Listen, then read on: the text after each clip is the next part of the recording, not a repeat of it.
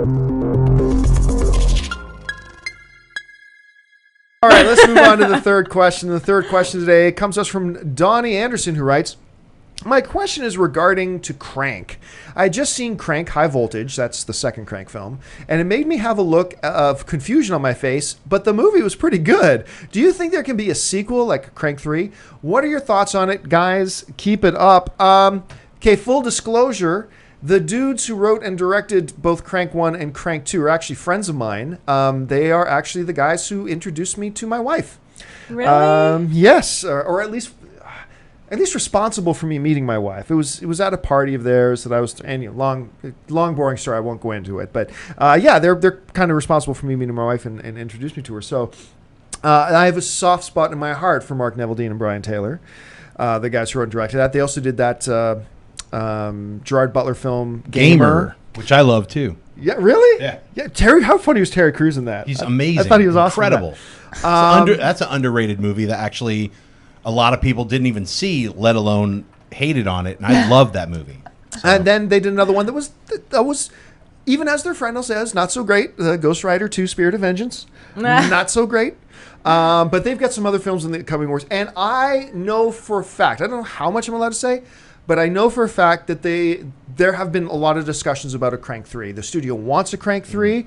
I think eventually they're going to do it too. If Statham wants to do it, I think it's just a matter of Neveldine and Taylor both have individual films they're working on directing coming up. I mean, it was announced some time ago that Brian Taylor, one of the two, is working on a film for Sony, Twisted Metal version, and Neveldine's got a film coming out, an exorcism movie coming out, and I can't remember the title of that, something about the Vatican tapes, that's the name of it, that he's working on. So all these things get out of the way, and then I think eventually we will see a Crank 3. You guys see the Crank movies? I absolutely love Crank and Crank High Voltage. Aren't they like ridiculous? And they just ratchet it up. Crank 2 is even crazier than the first Crank. The soundtrack alone by Mike Patton is incredible. Crank 2 High Voltage. Go out and get that on iTunes if you can. It's an incredible soundtrack just to listen to while you're working. Right. And the movie itself is just balls out crazy. It's just nuts. You know what I'm saying? Oh yeah. If you haven't seen Crank 2 High Voltage, just get it. And don't expect it to make sense. It's just a fun, crazy movie.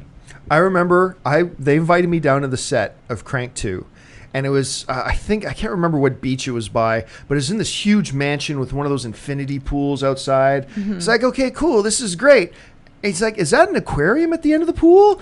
And there's this human head floating in the aquarium with all these wires attached to it. I'm like, what? And then all these guys dressed as gay bikers come out. I'm like, what? Yeah. And then you had like this like, I think it was hookers, a gang of hookers come out. What? It's like huge multi-gang fight is going to break out around this aquarium floating head pool. Now, don't you want to see the movie if you haven't seen it yet? I knew. Oh my God, this movie. Well, I know nothing about this movie, but I know it's going to be awesome. This movie is going to be awesome. A lot of people didn't see it. I remember we saw Crank 2 High Voltage in the theater, and there was just an old guy sitting like 5 seats next to us. And when it ended, we both were clapping and cheering and looking at each other. Wasn't that awesome? The old guy was like, "That was awesome!" Yeah, so but don't miss out. It was one of those movies where I think the same was true of the first Crank film as well.